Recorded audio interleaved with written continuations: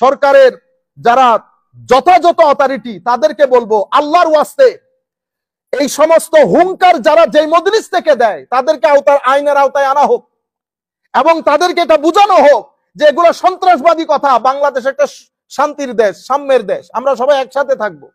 আপনারা বুঝতে পেরেছেন? এখানে এই ধরনের কথাগুলো বললে তো আপনি তো গৃহযুদ্ধের দিকে দেশকে ঠেলে দিবেন। মিশর বলেন, সিরিয়া বলেন, জর্ডান বলেন, ইয়েমেন বলেন, প্যালেস্টাইন বলেন, আরো মরক্কো বলেন, আরো যে সমস্ত আরব দেশ, সেই মাজারগুলা কোথায় নিয়ে যাবেন? আপনি তাশকন্দের ইমাম বুখারীর মাজার কি করবেন? ইমাম মুসলিমের মাজার কি করবেন? সিহাচিত্তার ইমামের মাজার কি করবেন? এরপরে আপনি মিশরের বুকে, আপনি যে ভদ্রলোক বড় ওয়াজ করে সেও তো মিশরে পড়ে আসছে, সেই মিশরের মাজারগুলা কি হবে? আমার নবীর মাজার কি? তাইলে তো আপনারা সময় পেলে আমার নবীর মাজারে ভেঙে উড়িয়ে দেবেন, ঠিক না? এটা খারিজিয়ত। আমরা আগামী কাল বা পরশুর দিকে আপনারা যারা আমাদেরকে রিকোয়েস্ট করেছেন, বেটা আমরা এটা মসজিদের মধ্যে দর্শন করান, এখানে তো আমরা সব ধরনের কথা বলতে পারবো না। আজকে রাতে অথবা কালকে আমরা এই বিষয়ে বিশদ আলাপ করব আমাদের লাইভে ইনশাআল্লাহ। এখন আপনি যদি বলেন কোরআনে পাকের মধ্যে, আমি নিজের কানে শোনা তাফসীর করতেছেন, কোরআনে আয়াত পড়েছে একটা, দেখেছেন কুদরতে খুদা, কি কুদরতে খুদা, গজবে খুদা। এই ব্যক্তি একটা নাস্তিক। আপনি লাখ মানুষের মজলিসের মধ্যে আস্তিক নাস্তিক আপনি লাখ মানুষের মধ্যে ঘোষণা দিবেন, নাকি আপনি ইন্টেলেকচুয়াল নিয়ে কথাবার্তা বলে সেখান থেকে ফতোয়া ইস্যু করবেন? আমার এখানে লাখ মানুষ যদি কথা শুনে, আমাদের এখানে কিছু মানুষ আছে উগ্রবাদী, কিবাদী, উগ্রবাদী, সকল গ্রুপের মধ্যে কিছু মানুষ উগ্রবাদী থাকে। সে আপনার মেসেজটা নিবে, সে মনে করবে আমার নেতা এটাকে নাস্তিক ঘোষণা করেছে, তাইলে আল্লাহ বলেছেন এই নাস্তিকদেরকে যেখানে পাও হত্যা করো। আপনি কি করলেন? এখন কোন আয়াতের তাফসীর করেছেন আপনি? এটাকে আমি বলছি রাজনীতি করো।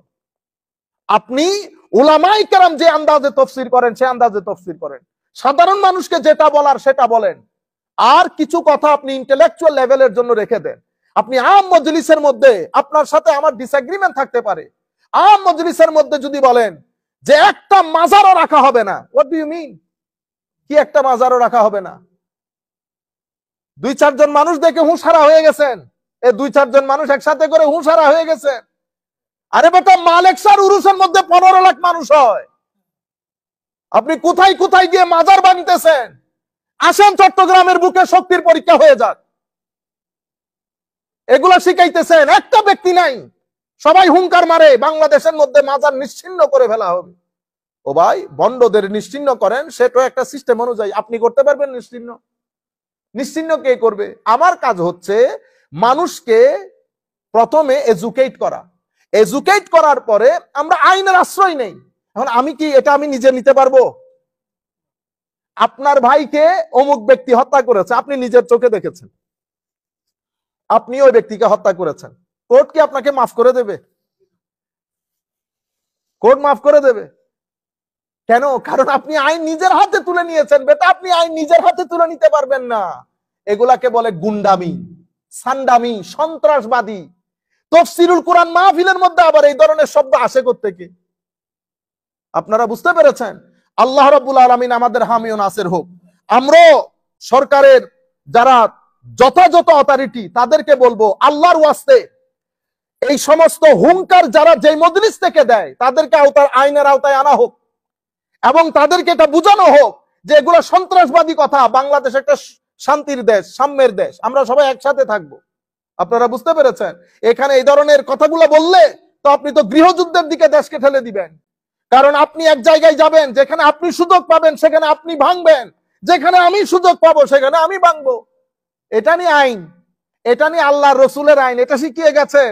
আমার নবী ইহুদি, নাসারা, খ্রিস্টানদের সাথে বসে মিসাকে মদিনা রচনা করেছেন এবং বলেছেন ইন্নাহুম উম্মাতুন ওয়াহিদা, সবাই মিলে এক নেশন। আমার নবী ইহুদি খ্রিস্টানকে এক নেশন করেছেন, আর আপনি মন্দিরের মধ্যে পাহারা দিচ্ছেন, মাজার ভেঙে দিচ্ছেন। কত বড় মুসলমান আপনি! আল্লাহ রাব্বুল আলামিন আমাদের হামি ও নাসির হোক। সরকার যদি মনে করে এটা নিয়ে ডায়ালগ করবে, আমরা ডায়ালগ করতে রাজি। আসেন সবাই বসি, আলাপ করি, কোন জায়গা থেকে কি হবে, সেটা কিভাবে ডিল করব। কোন একটা জায়গায় যদি অরাজকতা হয়, বেদাত হয়, গুলুব হয়, সেটা আমরা ডিসকাস করি। সব দলের লোক বসে, মতের লোক বসে একসাথে বলে আমরা একটা সুন্দর শান্তিপূর্ণ একটা ওয়ে আউট বের করি। এটা না সুন্দর কথা?